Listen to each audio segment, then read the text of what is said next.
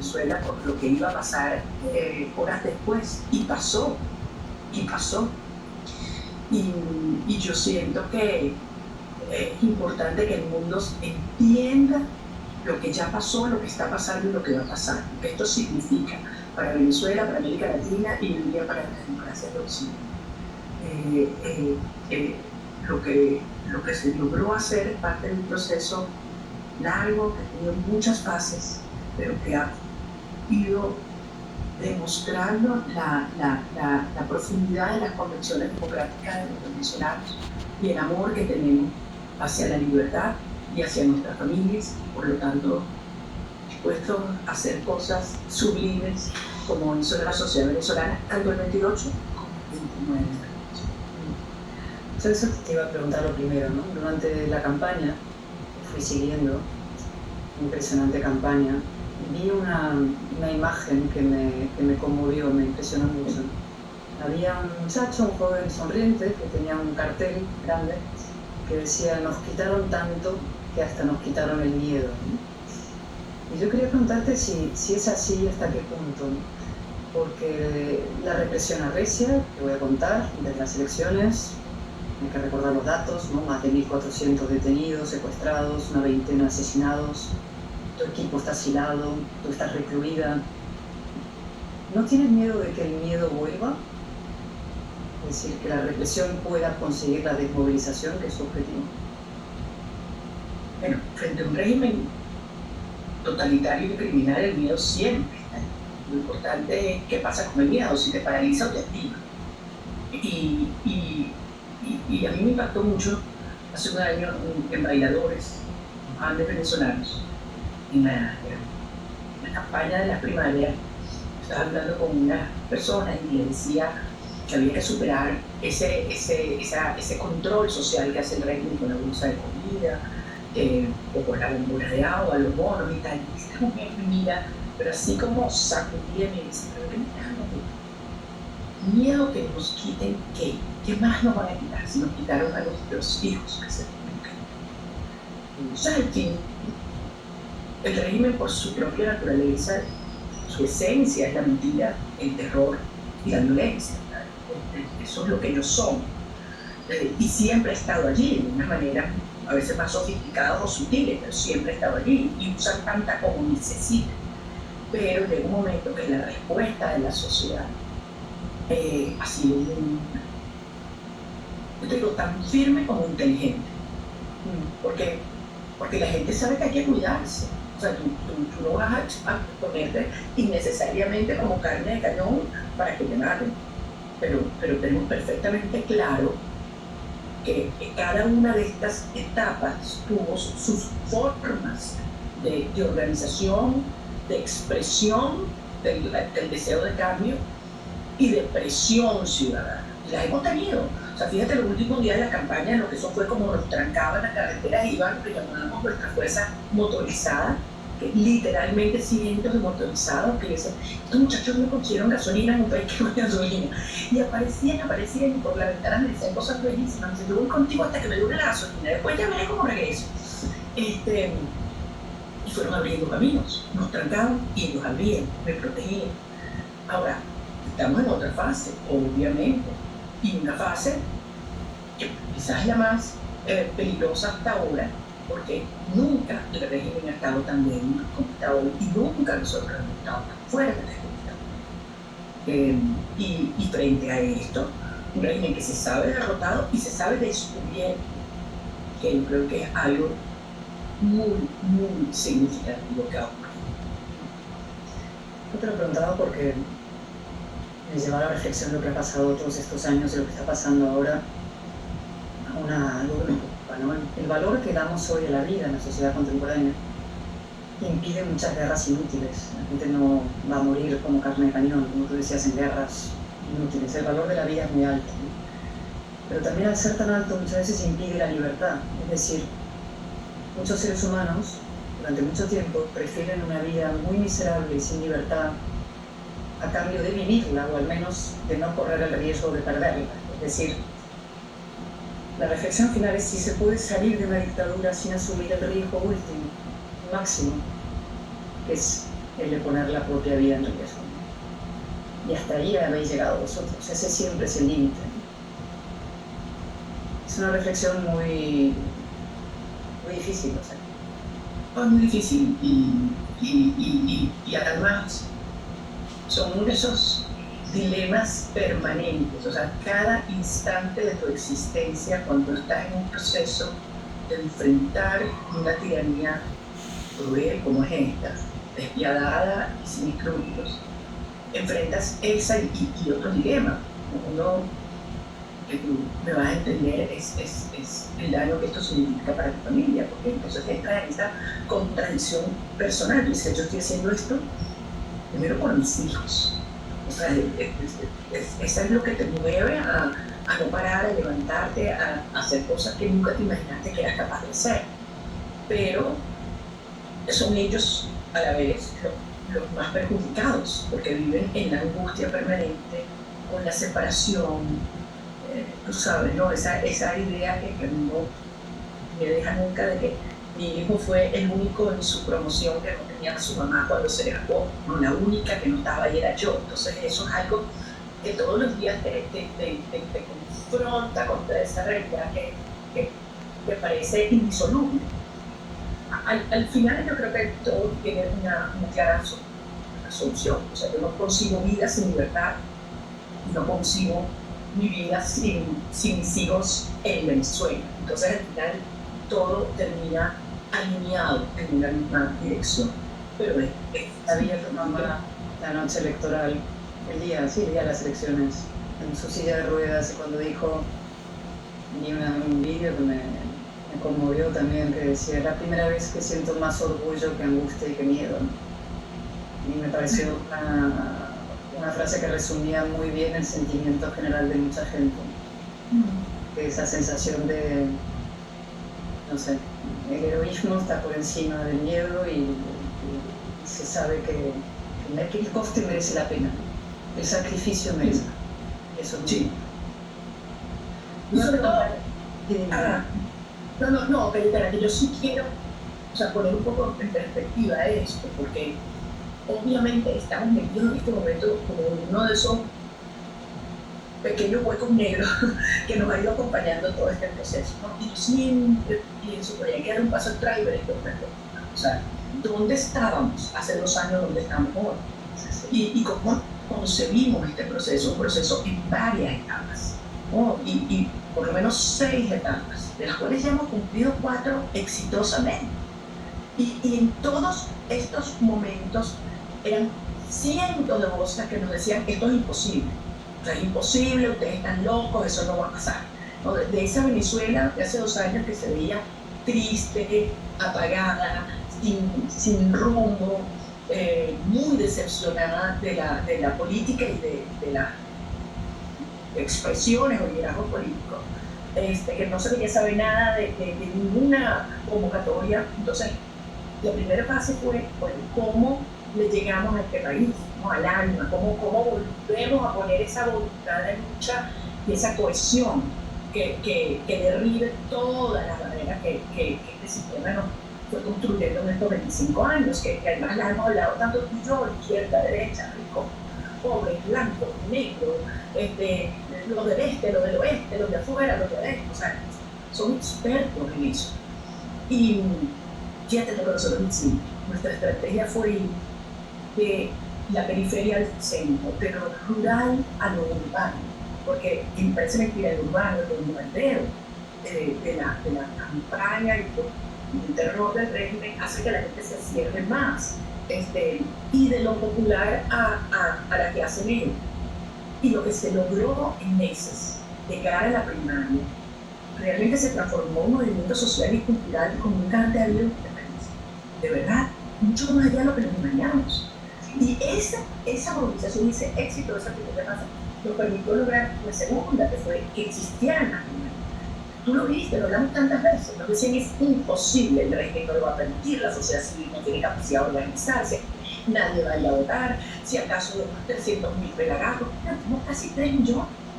Y hubo un liderazgo víctima. La tercera etapa era ahora cómo llegamos a una elección. Y bueno, y viste todo lo que pasó, me inhabilitaron, me persiguieron, nos metieron presos a nuestro comando, como tú decías. Metieron presos y me alquilaban una habitación o un sonido o tocamos las empanadas, una cosa loca. Y logramos alrededor del mundo una cantidad humanitaria. Hubo una cosa. Y la cuarta etapa, que yo creo que tiene el mundo verdaderamente impactado, y a nosotros también, es teníamos que demostrar, después de más de 30 elecciones que todas han tenido un grado de fraude en Venezuela, nunca habíamos tenido pruebas en la mano, nunca. Y nos decían es imposible, porque ustedes están jugando con las reglas de la tiranía, ellos tienen toda la plata, todo el aparato, todas las arbitrariedades que hicieron, tú lo viviste en carne propia.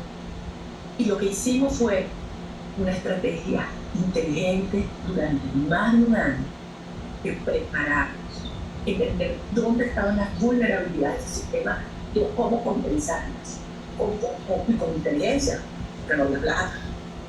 Y lo que se montó es algo realmente extraordinario. Expertos electorales me han dicho en estos días que nosotros hemos puesto un nuevo benchmark para el mundo en términos de organización y defensa ciudadana para un proceso electoral y mucho más en tiranía. Entonces, hemos ganado esta cuarta fase, estas 4 etapas. La quinta es hacer valer el resultado del 28 de julio y que el régimen entienda que su mejor opción es una negociación. Y la sexta será ya la transición de la democracia. Has adelantado 2 de los asuntos que te quería plantear en la parte segunda y muy importante, que es cómo se reconstruyen la democracia. Entonces voy a profundizar en eso ahora y luego vuelvo hacia atrás para hablar de la verdad y las actas, ¿vale? Tú has mencionado un asunto clave, ¿no? Que es una de las grandes falacias que han circulado aquí, que se han puesto en circulación antes y durante y ahora todavía de las elecciones, es que hay un riesgo de guerra civil, ¿no? Pero claro, para que haya una guerra civil tiene que haber 2 mitades, por lo menos, ¿no? Y en Venezuela no se ven 2 mitades, se ve un país unido como nunca, en su ansia de libertad, al que una cúpula criminal pretende mantener sometida. Y yo te pregunto, ¿no? Eso sí es una novedad, porque en otros momentos históricos venezolanos sí había 2 partes, más o menos. 50, 60, 40, si se quiere, aprobaron elecciones, pero había más o menos 2 mitades. Pero vosotros acabasteis con la polarización.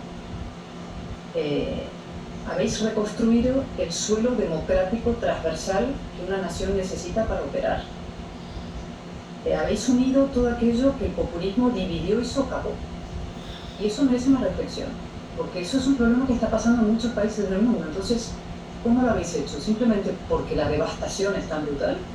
Yo creo que no, tiene que haber una parte de valores o de proactiva vuestra, que creo que sí ofrece una lección al mundo. Luego te hablaré de lo de los ciudadanos y la responsabilidad individual, creo que es otra de las lecciones impresionantes de estas elecciones. Mira, yo estoy absolutamente convencida que lo que tú acabas de mencionar es el resultado más potente, pero además que tendrá mayor repercusión en la Venezuela que emergerá, porque ya está en ya está. Porque el otro día yo decía, quizás la negociación no ha empezado, pero la transición sí. Y antes va mucho más al político, esto tiene una dimensión cultural. Yo te diría espiritual. Mucha gente tendía a descalificarme cuando yo planteaba esto en los últimos meses, ¿no? Y yo decía, es que no están entendiendo lo que esta lucha significa para los venezolanos, tiene una dimensión ética por la verdad, tiene una dimensión existencial por la vida y tiene una dimensión espiritual por el bien. Y esto es muy poderoso, Caridad. Y me impresiona porque tengo amigos agnósticos y ateos que lo veo con un rosario, ¿no? Y yo digo, bueno, explícame esto, ¿no? Y que van a los eventos y los encuentros y la gente reza. Y porque hay una dimensión espiritual que va más allá de lo estrictamente desde lo religioso que nos hay también. Entonces, yendo para atrás, cuando tú ves lo que pasó ese día, mucho más allá de los números, nosotros ganamos en los 24 estados, en más del 90% de los municipios, en lugares donde hacía 25 años que no había ninguna expresión mayoritaria distinta, pero ganamos con márgenes enormes. Y súmale el hecho de que al menos 4,5 millones de venezolanos afuera que hubieran votado prácticamente todos por el cambio político, y unos 3 millones de venezolanos que tienen 18 años que no los dejaron votar, dicen que son los jóvenes que son los que más están con el cambio político, tampoco les permitieron votar. O sea que esa cifra 70-30 en el fondo, en la realidad, es mucho mayor. Si todos los venezolanos hubiéramos podido votar, te estaría hablando que probablemente 85% o más de un país hubiera votado por el cambio. Y piensa cuántos de los que votaron por Maduro lo hicieron aterrados. Entonces, es muy importante entender lo que tú has dicho. Venezuela no es un país polarizado, no es un país dividido. Y esto es transversal en todas las regiones del país, en todos los sectores demográficos, socioeconómicos, en todas las edades.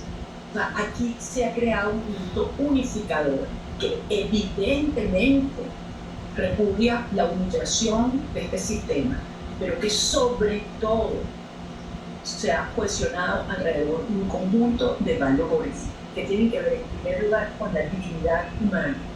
O sea, eso a mí me impacta. No sé si tú has visto o pudiste ver alguno de nuestros encuentros con la gente en estas manifestaciones, pero no multitudinarias, donde la gente llegaba a pie, caminando, o sea, una cosa increíble. Y me decían, miren, no vamos a ofrecer nada. Lo único que nosotros tenemos es trabajo, trabajo y más trabajo. Tú vas a vivir de tu esfuerzo, tú no le vas a deber nada a nadie. Nunca más, cuando yo decía, nunca más una madre venezolana va a bajar la cabeza por una bolsa de comida. Eso era una explosión, porque la bolsa de comida se ha convertido en el elemento que revierte la humillación y la dependencia, la dignidad humana, la autonomía, la igualdad ante la ley. ¿Sabes? Ya estoy harta que hayan privilegios en una sociedad. Yo lo que quiero es que me dejen hacer, yo no quiero que me regalen nada. Es decir, el valor de la familia y la conciencia que eso solo es posible en libertad. Entonces, es tan hermoso ver un país que lo que necesita es libertad, cuando se está muriendo de hambre. Entonces, porque no es un país que está económicamente bien frente a una tiranía, un país que se está muriendo de hambre, donde los niños no van para la clase, donde no tienes agua, donde no tienes luz, donde no tienes transporte, pero la gente necesita libertad. Esto es muy irreversible. Y esto es irreversible. Mucho impugna la idea de que siempre ha mantenido cierta izquierda, ¿no? Que la libertad es un lujo para los países ricos. Pero vinculado con lo anterior que decías también, con esto mismo, ¿no? Siempre es una buena liberal, ¿no? Defiendes que con la libertad viene la responsabilidad. Y en estas elecciones ha llevado esa idea hasta su expresión más concreta e impresionante, ¿no? Yo te veía dirigirte a los venezolanos como adultos, y haciéndoles responsables de su destino. Me decía, no, la democracia no se defiende sola, ni siquiera la pueden defender en solitario los grandes líderes políticos y las élites, sino que es responsabilidad de cada uno de los ciudadanos, de cada uno de ustedes. Es decir, esta idea de hacer a los ciudadanos, en tu caso a los venezolanos, responsables de sus actos y de sus actas, en mi opinión es el hecho político más importante y casi la elección decisiva también en estas elecciones. Es decir, la idea de que la democracia es cosa de todos y responsabilidad de todos. No nos van a salvar los políticos, no te salvan las élites, no te va a salvar un líder mesiánico ni no mesiánico, sino que cada ciudadano con su acta debe hacerse responsable de la protección y defensa de su democracia. Y eso me parece impresionante. Y eso requiere, claro, lo que has dicho, organización, una organización que ha asombrado al mundo, que yo no entiendo, viendo vídeos tuyos del año 2008 anunciándolo, yo no entiendo cómo el régimen no tenía preparado una operación para abordarlo, ¿no? Pero sí creo que eso merece que lo expliques y que se transmita más allá de las fronteras venezolanas. ¿Sabes, Gaetana, que a mí me conmovió? Quizás de las cosas que más me sacudieron fue en este enorme encuentro, la primera vez que yo le pregunté a los venezolanos, y ahora ahorita no me acuerdo exactamente, creo que fue en portugués, y yo les digo, pero ¿quién defiende tu voto? Todo el mundo gritó yo, al unísono, sin titubear. No dijeron tú. Yo dije, coño, o sea, ¿qué pasó aquí? Porque yo estoy segura que esa pregunta hace 5 años, hace 10 o hace 15 hubiese sido el CNE, los testigos, los partidos, los políticos, ¿sabes? Todo. Yo defiendo mi voto. Y yo dije, en ese momento yo dije, vamos. Y después, yo se fue repitiendo por todos lados, yo lo planteaba, como increpándonos a nosotros mismos, ¿no? Como reafirmando eso. Y eso va mucho más allá del voto. Eso ahorita tiene que ver con el destino del país. Esto es una nueva Venezuela que va a emerger, además, conscientes de que esta libertad no la ganamos nosotros. Exigente con el liderazgo político y con los funcionarios públicos. Y te digo, a pesar de muchas élites, y eso es muy doloroso para mí, porque esto fue un país que logró creer en sí mismo, y yo creo que ahí las primarias fue ese hito. O sea, y yo estoy convencida que el 28 de octubre no hubiera sido posible sin el 22 de octubre, porque el 22 de octubre nos obligó a asumir que esto había que hacerlo nosotros, los ciudadanos, sin que la tiranía interviniera y nos cortara. Y creo que es muy poderoso. Y de cara a esta fase que viene, porque obviamente el régimen, como tú lo decías, es con la represión, pero que hay muchos actores que son normalizadores, que quieren estabilizar al régimen como de lugar por las razones que sean, porque tienen miedo, porque tienen negocio, porque están haciendo, o porque los tienen cooptados, chantajeados, extorsionados, todas las cosas que criminales hacen, ¿no? Entonces, este es un momento donde hay que, muy importante, apelar a esa conciencia individual en el sentido de que no caigas en la trampa y la narrativa de los perdedores radicales, de los que están espiritualmente derrotados, que están viendo a ver en el momentico que la cosa se pone difícil otra vez para desmoralizar a la sociedad. Y al final cada quien tiene que moralizarse a sí mismo, ¿sabes? Porque eso es un tema que, ay, estoy deprimida, no. Y cada quien tiene que tener conciencia de dónde sale su propia moralización, motivación, un momento común. Esas fuerzas a las que te refieres son internas y externas, que buscan estar... Absolutamente. Y son por diversas razones. Hay algunas que son fuerzas de orden geopolítico. O sea, conservar a Venezuela como un territorio de penetración a Occidente, donde la mitad de nuestro territorio físico ya está bajo el control de muchos de estos grupos, del crimen organizado, obviamente de los aliados principales de Maduro en estos tiempos, que terminan siendo Irán, Siria, Rusia, y del grupo del narcotráfico, del contrabando de todo tipo de sustancias, minerales y personas que operan desde Venezuela y que tienen un propósito desestabilizador en la región y obviamente de muchísimo dinero. Y hay gente que consciente, quizás algunos inconscientemente, se han hecho parte de todo ese sistema criminal. Eso te voy a preguntar ahora, ¿no? De las contorsiones diplomáticas Pero antes quería hacer una reflexión y pedirte a ti la tuya, ¿no? Sobre una frase que dijiste la noche electoral que me pareció importante tras conocerla cuando salió el CNE a negar, digamos, a dar sus propios resultados.